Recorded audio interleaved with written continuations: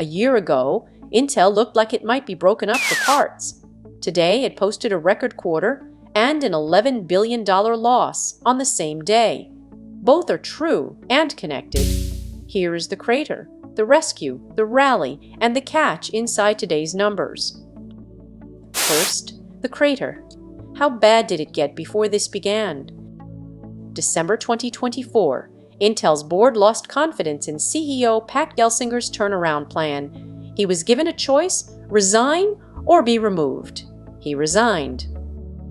The quarter before that showed why. Intel reported a $16.6 billion net loss, driven by nearly $16 billion in impairment and tax charges, plus a cost-cutting plan that included a 15% workforce reduction. That wasn't a rounding error. It was the market's clearest signal yet that Intel's strategy, not just its accounting, needed to change, starting at the very top. By August 2025, Intel stock hit a 52-week low of $18.97, wiping out years of investor confidence in a matter of months. At that price, breakup talk was not fringe speculation anymore. For a lot of investors, splitting the company looked more likely than saving it whole. One widely shared take summed up the mood on trading forums at the time. Then, within weeks of each other, two unlikely investors stepped in. NVIDIA, Intel's biggest rival for a decade, bought in for $5 billion at a fixed $23.28 a share for roughly a 4% stake.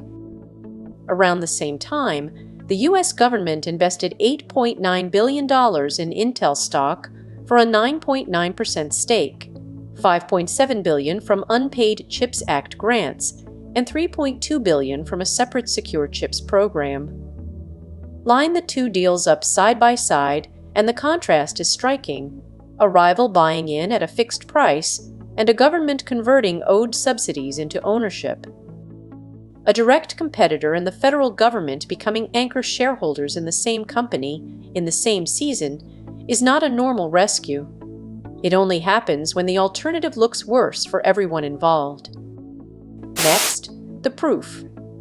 Did the business show up to justify this? Q1 2026 landed hard. Revenue of $13.6 billion beat estimates of $12.4 billion. Adjusted earnings of 29 cents crushed the 1 cent estimate.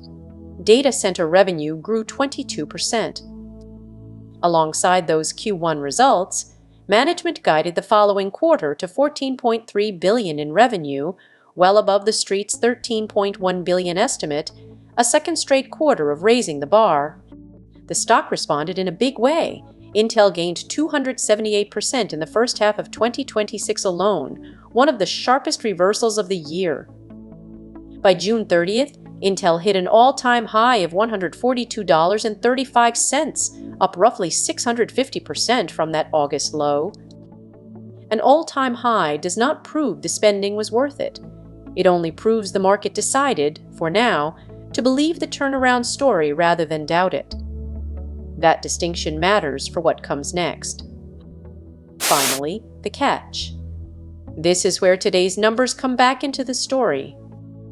A broad AI sector sell-off pulled Intel back into the low hundreds by early July, giving back a real chunk of that rally right before today's earnings.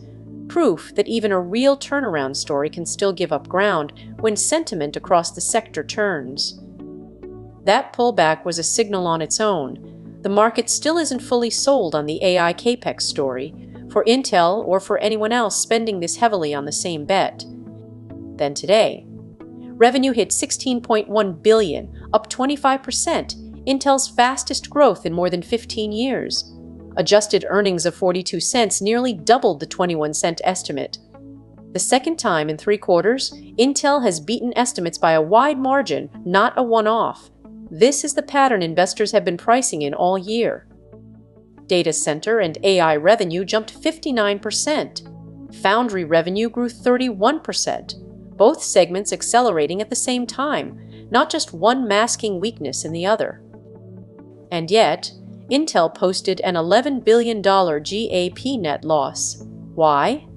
A $12.5 billion paper charge, marking to market the value of the same escrowed government shares from the rescue.